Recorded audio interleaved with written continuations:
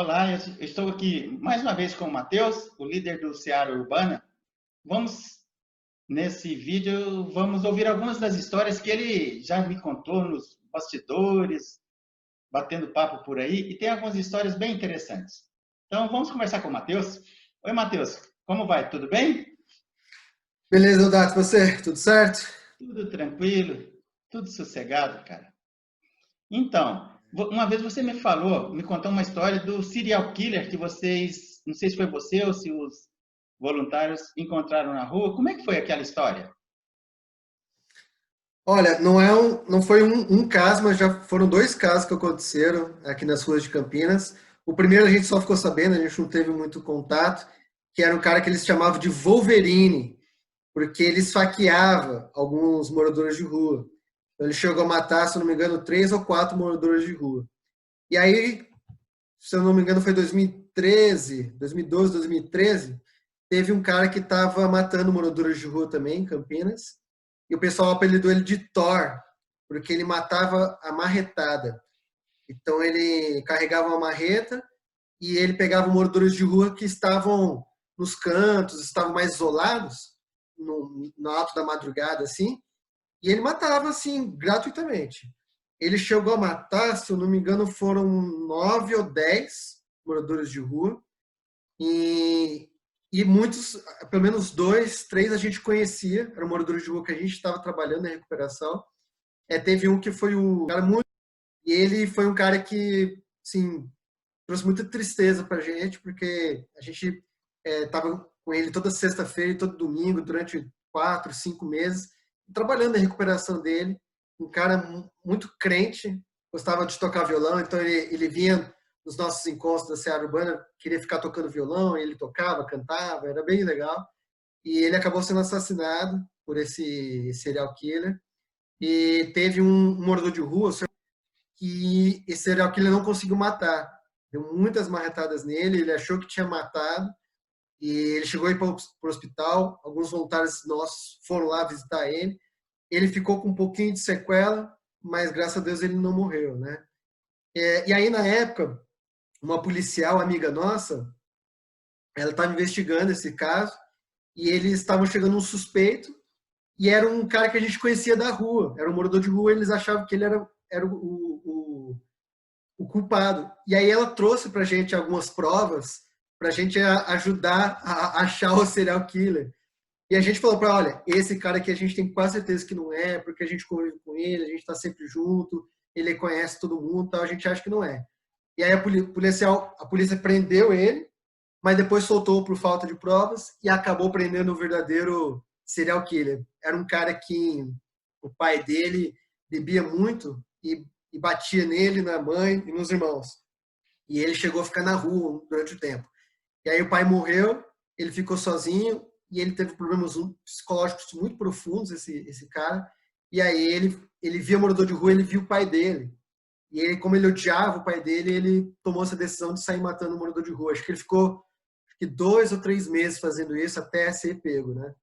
Então foi uma situação bem interessante que aconteceu. Hum. Matheus, quando você comentou comigo que você chegou a dormir na rua algumas vezes, né, no papelão, eu fiquei lembrando dessa história dos serial killers, né?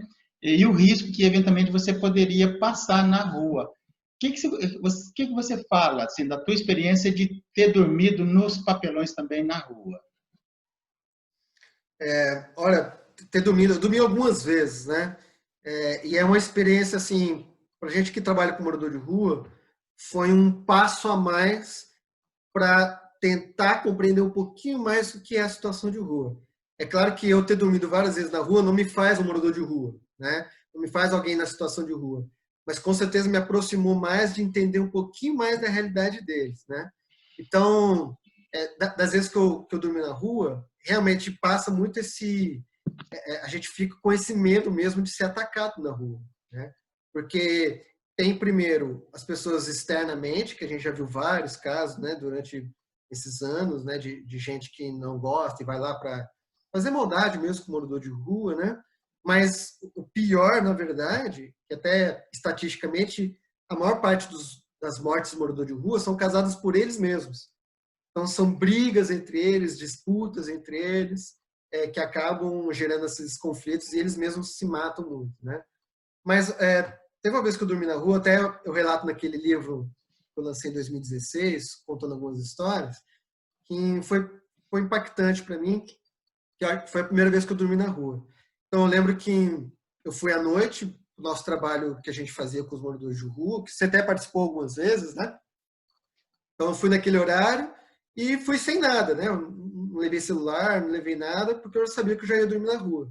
E naquela noite também eu decidi não comer naquela noite. Eu decidi não comer para ficar com fome e ver o que eu ia fazer. Se eu ia atrás de comida, se eu não ia. E eu não levei nada. Não levei papelão, não levei cobertor, não levei nada. Falei, olha, hoje eu quero ver como é que eu vou me virar para ficar aqui, para passar essa noite na rua, né? E eu realmente a fome bateu.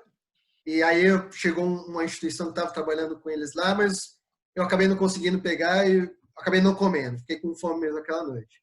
Eu acabei conseguindo um papelão e não consegui o cobertor.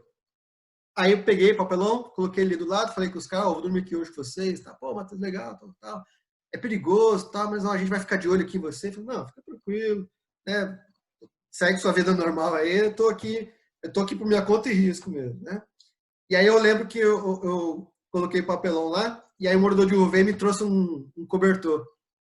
Eu falei, não, cara, olha, fica com esse cobertor para você. Não, Matheus, eu tenho outro, pode ficar com esse. Caramba, né? E aí ele insistiu, eu fiquei com o cobertor. E aí eu me cobri e tal, dormi, tava tentando dormir. E aí eu olhei pro morador de rua do meu outro lado, ele tava sem cobertor. Aí eu não aguentei, né? Imagina, peguei o cobertor, ele tava dormindo já, peguei e coloquei nele, ele nem viu nada, peguei e voltei e deitei sem cobertor mesmo, né? E aí eu tentava dormir, e eu dormi ali no centro de Campinas, em frente à Igreja Catedral, né, a sede de Campinas. Então é muito iluminado, é difícil dormir. E aí muita gente passando, muito barulho dos carros. Então é difícil você dormir, né? Muito barulho, muita iluminação. Aí eu lembro que no meio da noite, assim, eu senti alguma coisa passar na minha perna. Provavelmente era uma barata, um rato, qualquer coisa assim. Eu nem olhei para ver o que era. Falei, é um bicho. Fazer o quê? Tá na chuva para se molhar, né? E aí foi interessante porque quando foi de manhã, eu vou contar como é que foi a noite, mas só para ilustrar esse caso. Quando foi de manhã, eu acordei e tal, peguei e fui para casa. Quando eu cheguei em casa, eu tirei o tênis, saiu uma barata do meu tênis. Então, na verdade, a barata não passou. Ela pegou e ficou ali a noite inteira. Foi comigo para casa ainda a barata, né? Então foi interessante isso, né? Mas eu acho que um dos momentos mais impactantes para mim foi na hora que eu acordei. Ou do que eu tentei, né? Não foi uma noite assim, bem picada, né? Eu dormia, acordava, tirava alguns cochilos, né? E aí, quando eu dormi de sexta para sábado, quando foi sábado, era lá por umas 6 horas da manhã, começou aquele movimento na rua, as lojas querendo começar a abrir, as pessoas indo para trabalhar no sábado de manhã. E foi interessante porque ali deitado, você só via as pernas, né, das pessoas, só os sapatos, os calçados. E é interessante que eles passam ligeiro por nós, assim, né, porque ninguém sabia que eu não era morador de rua, mas passavam bem rápido por mim. E aí aquilo trouxe um sentimento que eu nunca tinha experimentado na minha vida, que foi um sentimento de exclusão. Mesmo eu sabendo que eu não era um morador de rua, eu me senti excluído. E aí eu começava a olhar para as pessoas, e as pessoas não olhavam para mim, não olhavam para a gente que estava deitado ali. Quase E aquilo, Matheus, quase uma invisibilidade. sim, sim. Eu acho que se fosse um homem invisível dos quadrinhos, interessaria mais do que um morador de rua, que é completamente invisível mesmo, cara. É impressionante. É uma invisibilidade intencional. Isso que é uma coisa assim, forte e pesada, né? E aí aquilo foi uma coisa que me incomodou.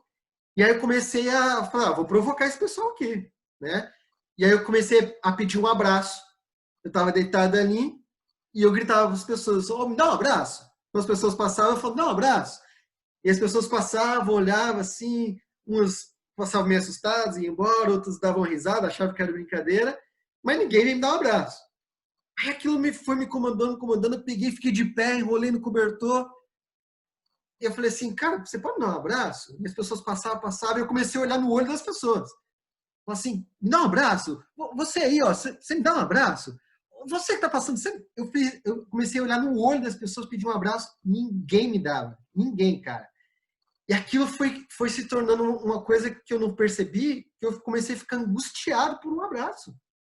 Eu comecei a me sentir excluído de uma forma que eu nunca tinha sentido antes na minha vida. Até que um cara parou, e aí pelo trejeito, assim, a gente percebia que provavelmente ele era homossexual. Né? Todo um jeito mais escandaloso, assim, e tal. Ele veio e me deu um abraço. Eu falei com ele, dá um abraço, ele foi e me deu um abraço. Só que ele deu um abraço assim. Sabe quando você percebe que a pessoa, de forma não, ela está se aproveitando de você, mas ela se entregou mesmo naquele abraço. E aí aquele cara me abraçando, ele chegou e falou assim, quer saber? Eu estava precisando mais desse abraço do que eu imaginava. Então, assim, foi uma experiência muito interessante de perceber a solidão também das pessoas que não estavam nas ruas, né? Como uma decisão, como algumas decisões podem levar aquele cara que estava de pé em trabalhar para a rua. A diferença entre eu e ele era pouquíssimas, mínimas, assim, né? Matheus, durante a pandemia vocês estão parados, né? Estamos. Quando começou o primeiro caso, lá em fevereiro, o primeiro caso que chegou no Brasil, a gente reuniu a liderança, a gente achou melhor para a proteção dos moradores de rua. Né? Uhum. Difícil eles passarem alguma coisa para a gente, mas da gente passar para eles, acho que, pelo menos lá no começo, era um risco muito grande. Então, a gente hoje está com as atividades paradas, percebendo aí o momento ideal de retornar, mas a gente tem pegado algumas doações que as pessoas têm trazido e a gente está repassando para algum pessoal que ainda continua fazendo o trabalho. Matheus, quando vocês voltarem, alguém aqui da região de Campinas, Valinhos, Sumaré, Hortolândia, Campinas, que queira ficar como voluntário, como é que eles fazem o contato com você? Você pode entrar nas redes sociais, Seara Urbana com S, no Facebook, Twitter, YouTube, tem lá todos os nossos contatos. O site, searaurbana.com, lá vai ter o nosso número de WhatsApp também, se vocês quiserem mandar um WhatsApp para a gente. A gente não sabe se a gente vai manter a programação, mas até então a gente faz um trabalho todo primeiro domingo do mês de manhã, que a gente serve um café da manhã para os moradores de rua, e faz um corte de cabelo ali com eles, faz um cadastro para mandar para a Caixa de Recuperação, numa ONG de um amigo nosso que fica no centro de Campinas, perto do terminal central ali de Campinas. E todo terceiro domingo do mês, a gente participa de um culto que esse meu amigo, a ONG, está funcionando numa igreja para os moradores de rua. Então, uma igreja que ele montou específica para os moradores de rua. Como é que é o nome dele, Matheus? É o Robson Correia. Robson Gondim. Você me manda o WhatsApp dele depois? Porque já me indicaram para bater um papo com ele também, sabe? Conversar com ele. Vale a pena. É um cara muito experiente, muito conhecido na rua. Ele tem uma ONG também dentro do Oziel, que faz um trabalho com crianças em vulnerabilidade lá também. Então, é um cara, na parte social, assim, muito experiente, com muita capacitação. E é muito conhecido na rua também, o pessoal conhece ele bastante. Então, a gente fez essa parceria entre as nossas ONGs e a gente tem trabalhado já junto com ele, tem sido muito bom. Então, Matheus, a gente está encerrando o bloco e a gente vai continuar no próximo com mais algumas histórias que você tem aí para nos contar, que você viu ao longo desse tempo aí com o Seara Urbana, tá bom? Beleza, a gente já volta então.